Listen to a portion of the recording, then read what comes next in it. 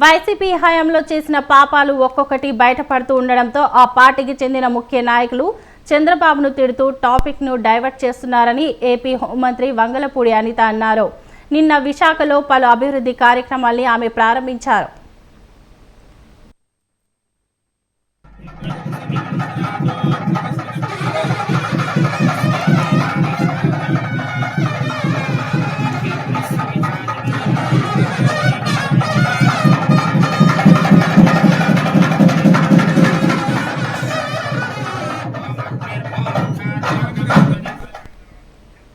రాజ్యసభ సభ్యుడు విజయసాయి వైవి సుబ్బారెడ్డి కుటుంబ సభ్యులు నేరాల్లో భాగస్వాములయ్యారని వార్తలు వస్తూ ఉండడంతో ముఖ్యమంత్రి చంద్రబాబుపై నోటికొచ్చినట్లు మాట్లాడుతున్నారని అన్నారు.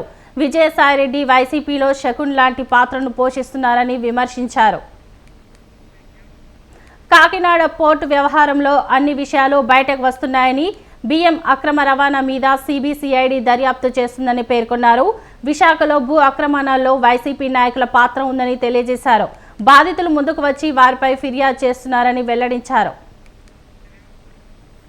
రాష్ట్రంలో గంజాయి డ్రగ్స్ ను పూర్తిగా నిర్మూలించేందుకు చంద్రబాబు ఈగల్ అనే వింగ్ ను ప్రారంభించారని, గంజాయి సాగు రవాణాను అరికట్టేందుకు డ్రోన్లను వాడుతున్నామని వివరించారు. ఆటో డ్రైవర్లకు ట్రాఫిక్ పరంగా శిక్షణ ఇస్తున్నామని మంత్రి అనిత పేర్కొన్నారు.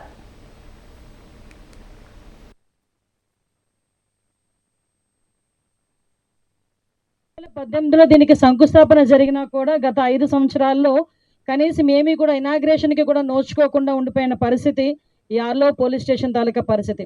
మళ్ళీ ఈరోజు మన ఎన్డీఏ గవర్నమెంట్ వచ్చిన తర్వాత ప్రత్యేకంగా పోలీస్ డిపార్ట్మెంట్ మీద దృష్టి పెట్టి ఎక్కడైతే ఇన్ఫ్రాస్ట్రక్చర్ డెవలప్ చేయాలి, ఎక్కడైతే పోలీస్ స్టేషన్స్ ఓపెనింగ్కి నోచుకోకుండా ఉన్నాయో వాటన్నిటికీ కూడా ఇన్ఫ్రాస్ట్రక్చర్ ఇచ్చి మనం అన్నీ కూడా చేయాలి అనే ఉద్దేశంతో ఈరోజు లోకల్లో ఉన్న పోలీస్ డిపార్ట్మెంట్ వాళ్ళందరూ కూడా ముందుకొచ్చి దాతల్ని కూడా ఈరోజు వాళ్ళకి రిక్వెస్ట్ చేసి ఎక్కడ కూడా ఇబ్బంది లేకుండా చేసుకునే పరిస్థితి. దీనికి సుమారుగా 5 కోట్ల రూపాయలు ఇక్కడ శాంక్షన్ అయినా ఆల్రెడీ 2.5 crores శాంక్షన్ అయింది, ఈ బిల్డింగ్ అయింది.